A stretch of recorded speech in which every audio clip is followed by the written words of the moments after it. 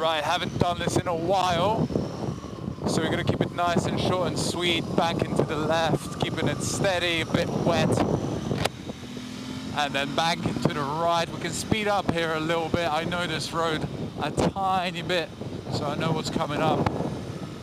Another left, moving over slightly to the center, so I can see through. Bit of a wheel spin there on this out.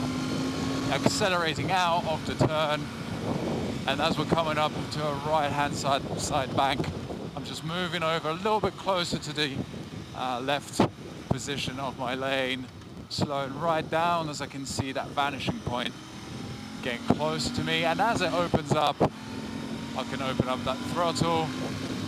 We've got a nice straight line and some warning signs telling me that it's a sharp left. So I'm coming off that throttle nice and early, little bit of braking, gearing down. I'm not going to be showing off in front of you guys on this one because I know it's a fucking sharp boy. There we go, coming right out, nice and short, nice and sweet. I'm sure that deserves a subscribe. If you want to see more, click that like button, subscribe. Let me know in the comments if you want to see longer rides. But until then, peace.